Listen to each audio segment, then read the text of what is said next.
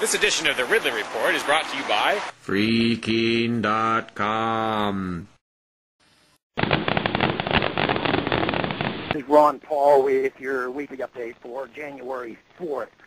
This past week, we celebrated the end of what most people agree was a decade best forgotten.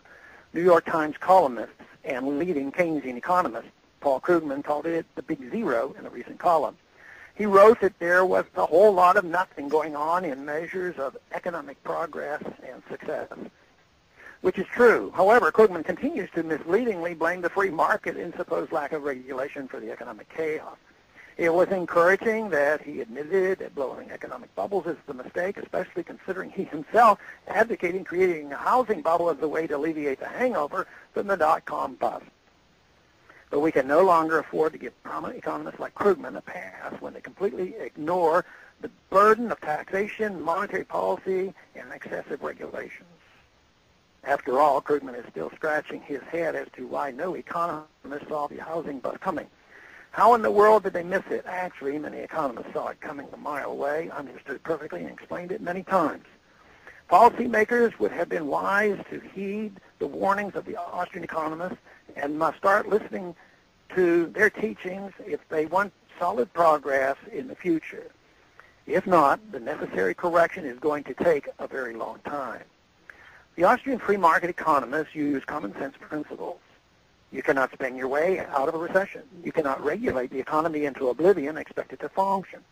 You cannot tax people and businesses to the point of near slavery and expect them to keep producing.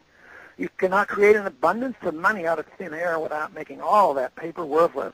The government cannot make up for rising unemployment by just hiring all of the out-of-work people to be bureaucrats or send them unemployment checks forever.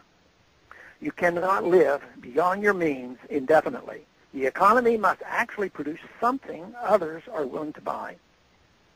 Government growth is the opposite of all these things. Bureaucrats are loath to face these unpleasant but obvious realities. It is much more appealing to wave their magic wand of regulation and public spending and divert blame elsewhere. It is time to be honest about our problems. The tragic reality is that this fatally flawed but widely accepted economic school of thought called Keynesianism has made our country more socialist than capitalist. While the private sector in the last 10 years has experienced a roller coaster of booms and busts and ended up nominally about where we started in 2000,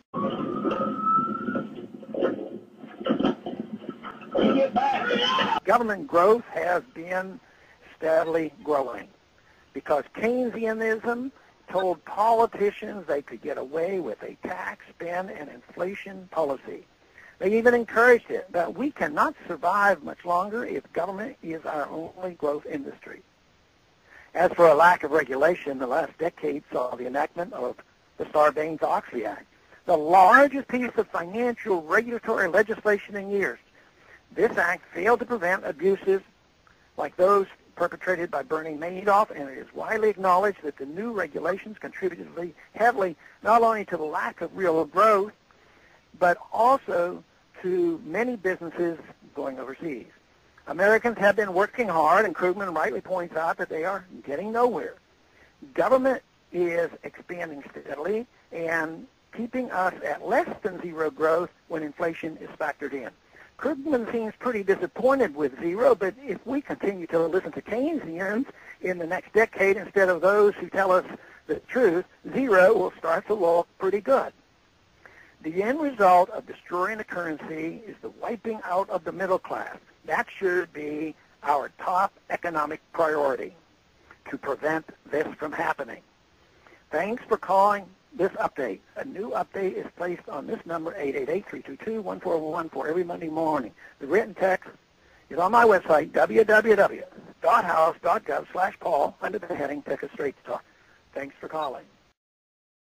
Are you a liberty activist willing to be on the front line against socialism? freekeene.com would like you to consider moving here to Keene. While Keene may have the largest number of liberty-oriented media outlets in the entire state of New Hampshire, there's still a need for more activists. Can you help them? Visit freekeene.com. to see what's happening. FreeKeene.com hooks you up with all the liberty media in town. Join the Keene liberty activists and help free the beautiful city of Keene, New Hampshire from the clutches of the government. FreeKeene.com